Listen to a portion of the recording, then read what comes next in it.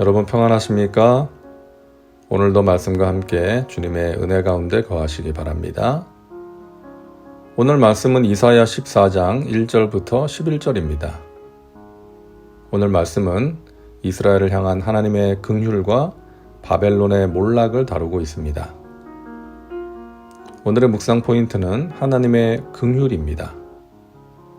야훼께서 야곱을 긍휼히 여기시며 이스라엘을 다시 택하여 그들의 땅에 두시리니 나그네 된 자가 야곱 족속과 연합하여 그들에게 예속될 것이며, 한때 하나님께서는 이스라엘을 향한 긍휼을 거두셨습니다.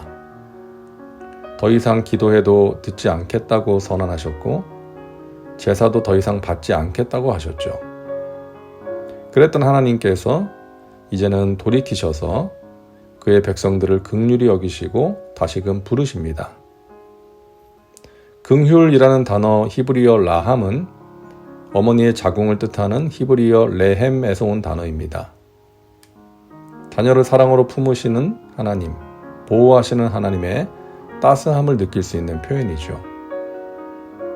우리는 하나님의 긍휼을 통해 죄악으로 인해 고통 가운데 빠진 백성에게 보여주시는 하나님의 선하심과 신실하심을 알게 됩니다.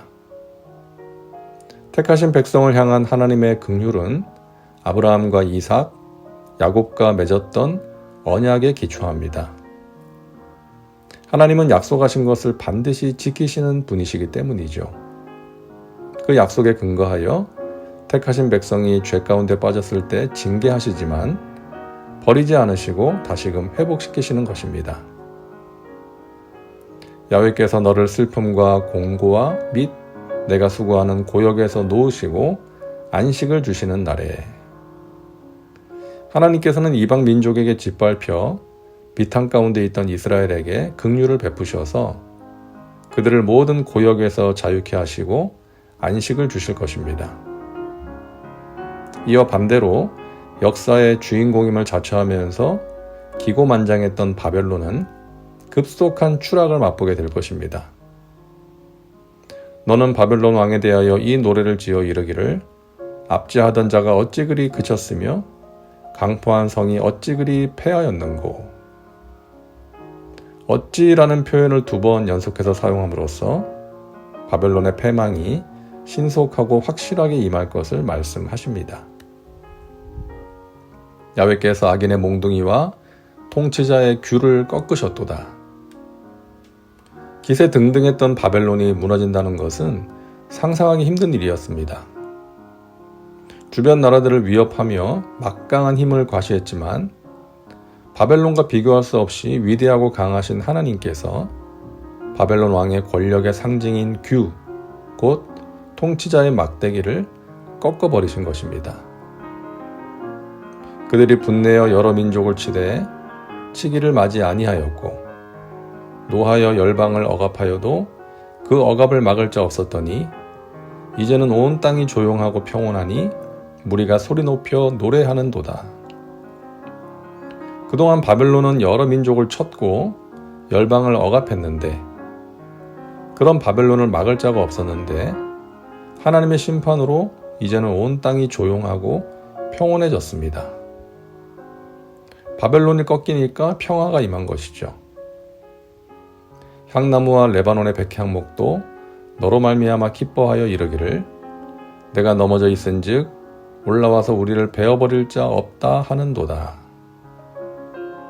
그동안 바벨론 제국의 화려한 왕궁과 도시의 건설을 위해서 수많은 향나무와 백향목이 베어졌는데, 이제는 더 이상 그런 대대적이고 무차별적인 벌목이 이루어지지 않을 것이기 때문에 향나무와 백향목들도 기뻐하며 탄성을 지른다는 것이죠.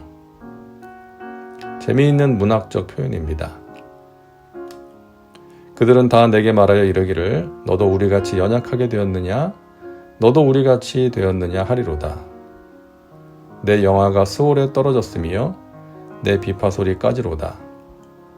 구더기가 내 아래에 깔림이여 지렁이가 너를 덮었도다. 바벨론의 왕은 더 이상 이 세상에서는 볼 수 없게 되었습니다. 이제 그를 기다리는 곳은 사후 세계입니다. 바벨론 왕이 죽자 죽은 자의 사후 세계인 스올, 곧 음부에서는 난리가 났습니다. 온 세상을 호령하던 그 유명한 바벨론 왕이 이제 그곳에 떨어졌기 때문이죠. 그곳에 있는 자들이 일어나 바벨론 왕을 보려고 모여듭니다. 그리고 말하는 것이죠. 너도 우리와 같이 되었구나. 세상을 호령하던 너도 별 수 없구나. 너의 영광이 수올 바다까지 떨어졌구나. 세상에서 비파 소리에 묻혀서 향락을 즐기던 너의 육신은 이제 가장 연약한 미물인 구더기와 지렁이에 뒤덮였구나. 세상에서 가장 강력하게 여겨졌던 바벨론의 왕도 결국 죽음 앞에서는 한없이 무력한 인생이었던 것입니다. 그러므로 인생들이 기억해야 할 것은 이 세상에서 얼마나 많은 것을 가지고 누리느냐가 아닌 얼마나 하나님의 긍휼과 자비에 붙잡힌 바 되느냐 하는 것입니다. 이 세상의 모든 것은 다 지나갑니다. 부요도, 명예도, 권력도 영원하지 못합니다. 그러므로 하나님이 그런 것을 주실 때 자기 멋대로 사용해서는 안 됩니다. 하나님의 손을 의지하며 겸손하게 살아야 하는 것이죠.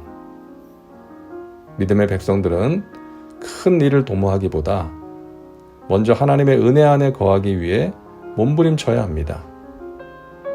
그렇지 않고 자기가 하고 싶은 대로 하다가는 교만하기 쉽고 하나님의 심판 아래 설 수밖에 없는 것입니다.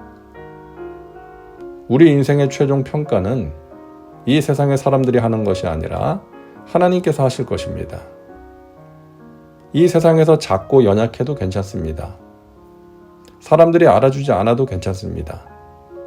하나님께서 인정하시면 됩니다. 하나님의 마음에 기쁨을 드리면 되는 것입니다. 그런 사람이 큰 사람입니다. 우리가 깨끗한 그릇이 되어 하나님의 긍휼을 구할 때 하나님의 귀한 보화가 우리 안에 가득 담겨질 것입니다. 이제 기도합니다. 사랑과 은혜가 풍성하신 하나님, 오늘도 말씀과 함께 살게 하시니 감사합니다. 이 세상의 사람들에게 인정받기보다 하나님께 인정받는 삶을 살기 원합니다. 하나님의 긍휼 아래에서 하나님의 선하심과 신실하심을 찬양하는 믿음의 백성들 되게 하옵소서. 깨끗한 그릇이 되어 귀하게 쓰임받게 하옵소서.